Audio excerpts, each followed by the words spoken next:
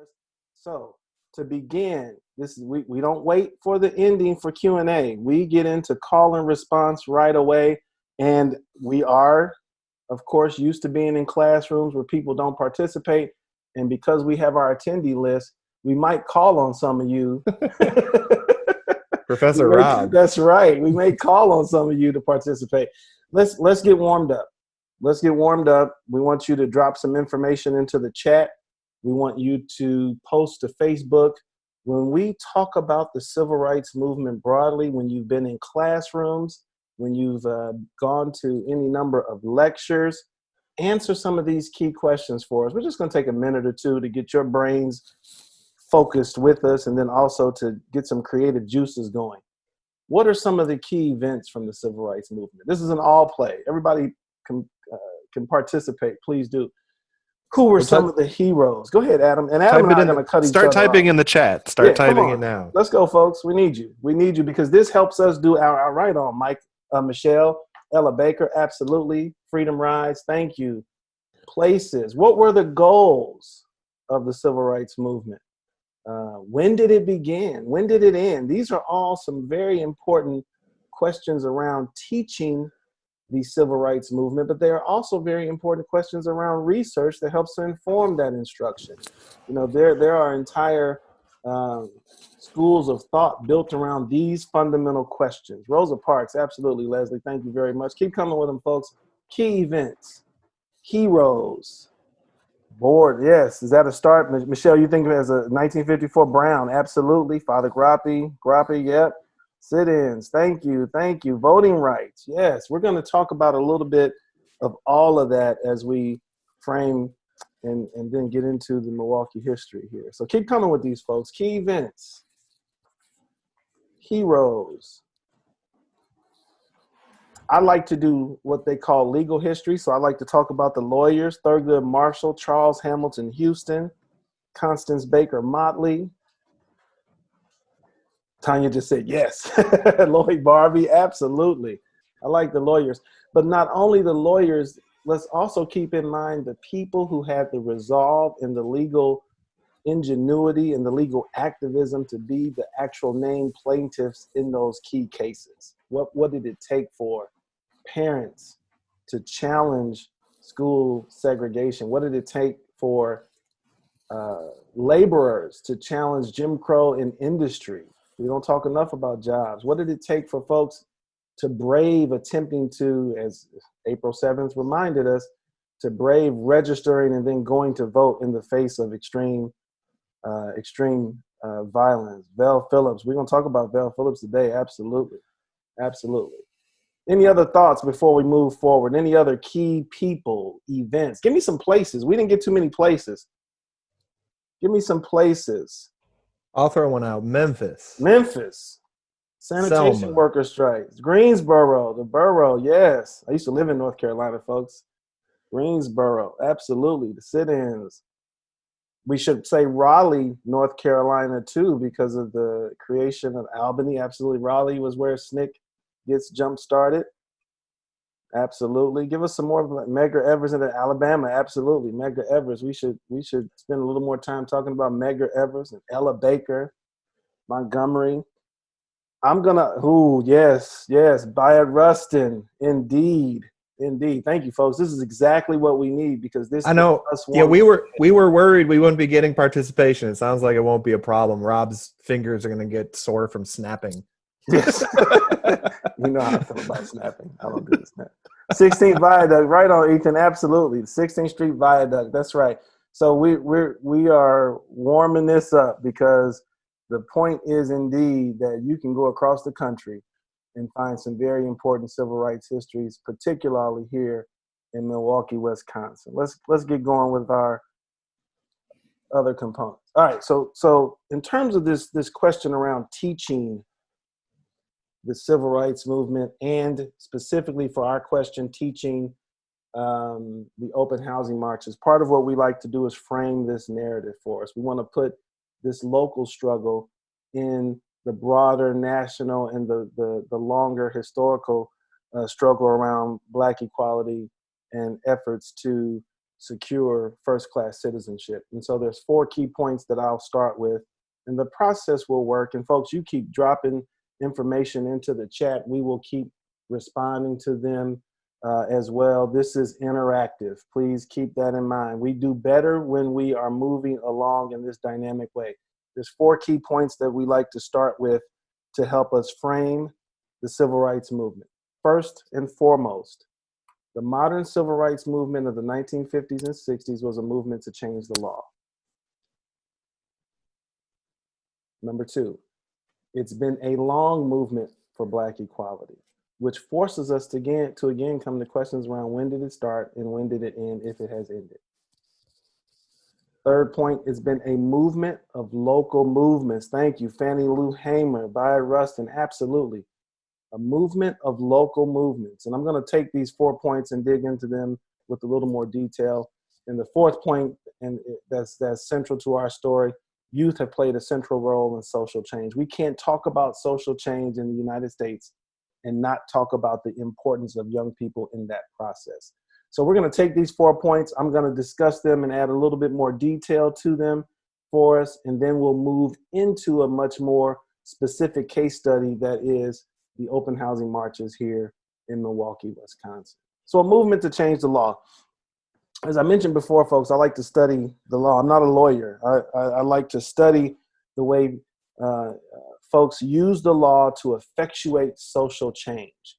And one of the things that we don't do enough as teachers of the modern civil rights movement in particular is we don't emphasize that all those remarkable movements, those movements and those protests that still resonate with us, that still play with the collective consciousness of our nation and memory, that brilliant moment that was the 1950s and 60s, all that marching, all that protesting was fundamentally directed at changing the law.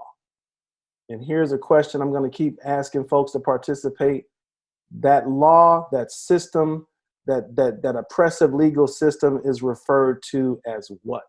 What's the 2 words or the person's name that we often associate with that system of law that needed to be changed? Or that Jim Crow. Thank you, Tanya. It wasn't the man. The man or the man. We can, Jim Crow, the man, same dude, same dude. And let me give you a couple of key ways to think about Jim Crow. Obviously, if we were to move back into our collective consciousness and our memory one more time, we could come up with, and feel free to drop some of this in the chat, some key components to Jim Crow. First and foremost is the system of legal segregation, Jim Crow laws themselves.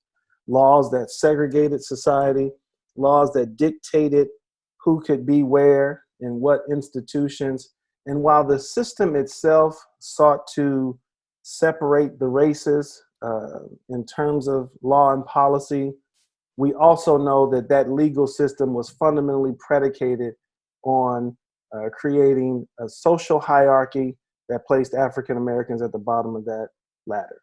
And so it was not only a mechanism of maintaining these legal structures that defined and codified human behavior. Indeed, Michelle, it's certainly legally erasing humanity. It was a system that was predicated on dehumanizing people and making sure that socially folks would never see themselves as equal. It was not merely a question around separate but equal. We all, of course, know that separate always meant unequal. It wasn't merely a question around the law. It was also about treating humans as inhumanely as possible, with the law as a veneer and a cover for those inhumane practices. And it's important for us as educators to remember that we have to introduce these ideas, especially with high school students, as early as we possibly can. We know that there are some challenges with trying to teach this to younger students. So we do have to be mindful of what, for example, middle schoolers or younger can absorb. But certainly high schoolers need to be introduced into this more complex understanding of the modern civil rights movement, primarily because it makes the whole moment in American history make so much more sense. You know, it fundamentally allows for us to dig into a richer and deeper contextualizing of the 1950s and 60s when we shape these conversations around and through the prism of people actually making concerted efforts to change the law, using the United States Constitution, the 14th Amendment, to do so, using as much of their own legal activism as possible to change that system. Jim Crow, fundamentally, though, is predicated on legal segregation, right? It's that system of law, that body of law that we know created the separation of the races. But it was also managed and maintained by wide-scale disfranchisement, the removing of African Americans from the political process, certainly by the 1880s and 1890s, well into the 1960s, which is why the Voting Rights Act of 1965 was so important and so critical. Jim Crow was held together through the system of disfranchising the masses of African Americans. What were some of the ways in which Black people were disfranchised? You might want to drop some thoughts into the chat for us. Talk about some of those ways in which African Americans were denied the right to vote. Poll taxes, absolutely. Poll taxes, marriage rights, yep, tests, absolutely. Vouchers, absolutely. Poll taxes, literacy tests, grandfather clauses, if your grandfather can vote prior to the Civil War or some language of that effect. You had all kinds of mechanisms. And throughout the 20th century, there were various legal challenges that sought to weaken those disfranchising mechanisms. But fundamentally, the Civil Rights Act, the Voting Rights Act of 1965 was critical. So we have legal segregation, disfranchisement, economic subjugation. Jim Crow looked a lot like slavery. Folks were forced into systems that were very, very reminiscent of the era that dominated the United States history for several hundred years, chattel slavery, where Southerners, Black and white, Black Southerners in particular for our conversation, were forced into sharecropping, forced onto into the system of the agricultural industry of the South that exploited workers through sharecropping and tenant farming. And so the system of sharecropping, Jim Crow, in terms of its labor practices, looked a lot like slavery. You had large numbers of African American women who worked as domestics or in other capacities that further confirmed a lower standing under the system of Jim Crow. And last but not least, in the event that someone was able to economically outmaneuver the limits of Jim Crow, in the event someone was able to figure out all the wade through the quagmire that denied folks access to the ballot box and voting, in the event someone was able to outmaneuver Jim Crow, the system was fundamentally held together through acts of racial violence. Most demonstratively, we see this occurring with lynchings, but we also see whole Black towns and Black communities destroyed, as was the case in Wilmington and Tulsa. And violence not only had to be perpetrated in terms of the gruesome physical acts, but there's also other acts of violence, like folks getting fired, which would ultimately impact entire families.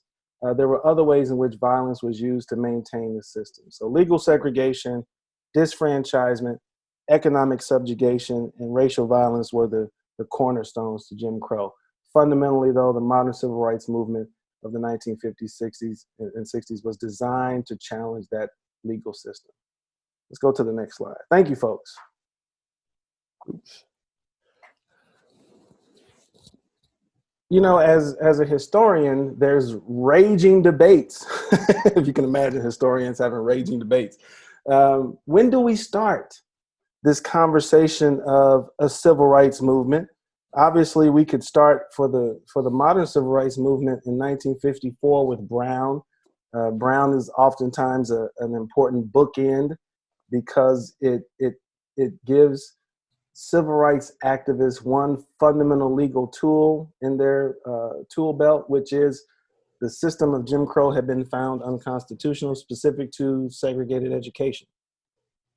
So the question then still gnaws at us a little bit. Well, we know that there were challenges and issues prior to, so 1954 can't be the only beginning. And so for teaching purposes, part of what I like to do and what I've learned from others along the way is to think through the various initiation points for what might be considered the modern civil rights movement.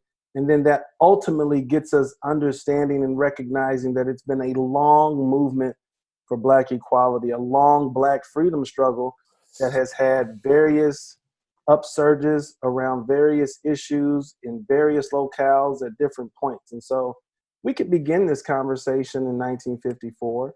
Obviously, that makes perfect sense for the 50s and 60s, that moment. We could also begin the conversation around the civil rights movement in the 50s and 60s, beginning somewhere right around or immediately after World War II. World War II reshapes American expectations, both domestically and internationally. We come out of World War II with a different set of expectations from our government. We also have internationally a very rich set of conversations around fascism and fighting fascism. And obviously in the United States, if we're running around the globe telling folks to not be fascists in other parts of the country, then African Americans very astutely said, well, how about not being racial fascists here in our own country? So the World War II era mobilization is also an important moment to think about what might have been an initiation point. I like to go back also into the 1920s with what we often refer to as the Harlem Renaissance, the New Negro movement. There's certainly very important articulations around Black identity and what equality ought to look like that's central in the 1920s. You also have the Garvey movement in the 1920s, which helps to lay the foundation for a whole range of radical expressions in succeeding decades. We could go to the late 1880s, 1890s, when we see the first major outcomes of folks migrating to different parts of the US from outside of the South and beginning to reshape various regions around the country. Indeed, Brooke, you already knew where I was headed. For my own interest, I like to start the conversation about the civil rights movement of the 1950s and 60s in 1865. I absolutely begin our conversation in 1865 because of the 13th Amendment. What does it mean that 3+ million, almost 4 million African Americans are no longer enslaved? Slavery is no longer legal in the, well, I shouldn't say it that way. The institution of slavery is eradicated except as punishment for a crime. It's fun to play with the 13th Amendment. So take a peek at the 13th Amendment if you haven't had a chance to review it. I like to start that conversation around the 13th Amendment with one fundamental question: is slavery against the law? It is not against the law.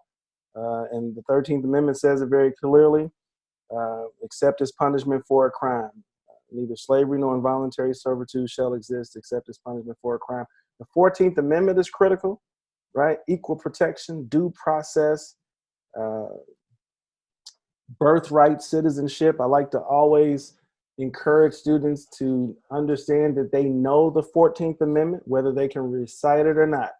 We understand as a nation, as people, we understand some very fundamental rights of citizenship that are enshrined in the 14th Amendment. I don't know whether it's because we watch a lot of Law and Order.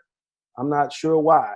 But when you say the words equal protection, due process, birthright citizenship, naturalization, young people, most folks understand those ideas. Most people have some understanding of that. And of course, the 15th Amendment, which actually doesn't give an affirmative right to vote, but does suggest and state that voting can't be denied on account of race. So Reconstruction is critical. 13th, 14th, 15th Amendments is a constitutional revolution. And of course, we know that there is some unfinished business from America's first Reconstruction of the 1860s and 70s that then leads us into Jim Crow, but then also is quite informative in terms of what occurs in the 1950s and 60s. I'm not sure what just happened there. I got an interesting thing happening on my computer here, folks. So when we start the movement for Black equality, whether that is 1950s and 60s or as far back as the 1860s, we could also push that conversation back to the first time an African resisted slavery. You know, we could go back as far as we want to define some beginning points. And so as we think about teaching this with our young people, give plenty of room and latitude to think about how this movement has been indeed a long movement with various upsurges and key moments to inform that process. Let's keep going. I know, Adam, I got to hurry up. Adam is looking at me across the computer. I can't actually see him, but I'm sure he's looking at me like, hurry up, it's my turn. I got a couple more points. I'm editing out some stuff. Oh, okay. Next point, there's been a movement of local movements. It's tempting and it's very flirtatious to think that this was a national agenda that everybody kind of just fell in line behind, and everybody who wanted to be a part of these protest communities, it was a neatly shared set of expectations and values and practices. Indeed, as we know, social movements are complicated, social movements are messy, social movements are all the different words we can come up with. But what really holds this thing together is the rich, brilliant expressions of local activism. This has been a long movement, but it has been a movement of local movements. We can go across the country and we can see in any major city, in many locales, all kinds of expressions of folks working to secure just a modicum of equality and human dignity. So as much as this movement has been long, it's been wide. It's stretched across our nation. And as we move into local movements, it's been deep. These very important issues at the local level have to be challenged by local people because they're the ones who are most astute about the realities on the ground there. And as you see here on this slide, there are some voices and some faces here who are sort of emblematic of the importance of local movement. Robert Williams here, Ella Baker, who in many respects is sort of the key organizer of organizers. And then of course, March on Washington program. If you take a peek at that, that is a rich document that outlines all the folks who offer some commentary. But this has been a movement of local movements. The local has been absolutely critical. And I want to make sure to keep folks involved. We still got 28 people in on the call, Adam. That's a good sign, 30 minutes in.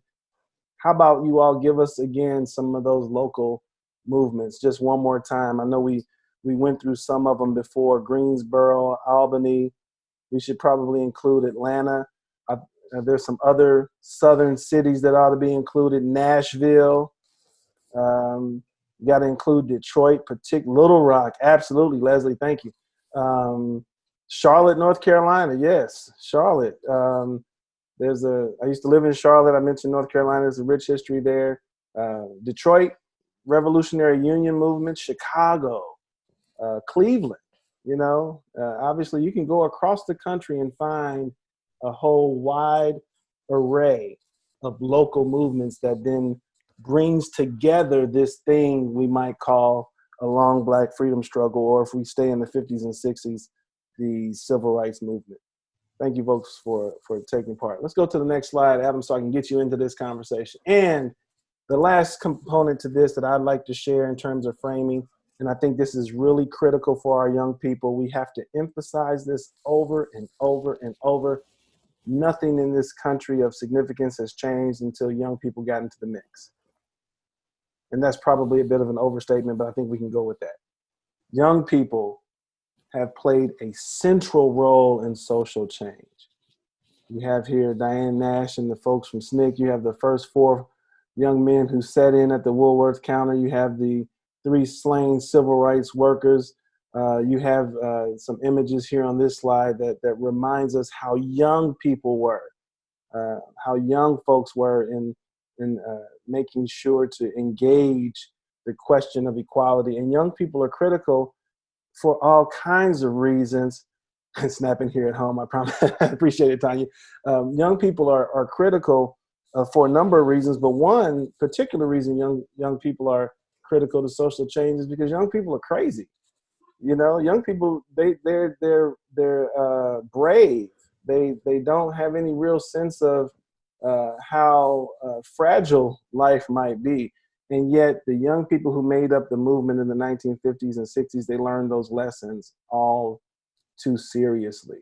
They came to understand that they were literally putting their lives on the line to make society just a little bit better. They didn't want to wait for some version of equality down the road. Oh, really? Keisha's grandfather was a World War protester. That's awesome. They don't want to wait for equality. You know, older folks, we'll sit down and we'll talk about it. We'll have a meeting. How many meetings have we all been sitting in the last 6 or 8 weeks dealing with online stuff? But young people don't want to wait. Young people want their rights today. They want what they're entitled to immediately. And it's a very important radicalizing moment when young people engage in issues. And so we wanted to also highlight that you can still see the vibrant imprint of youth and youth culture, whether it's through hip hop music. Shouts to the Roots. Can I give props to the Roots, the legendary Roots crew? Thank you, folks. I appreciate it.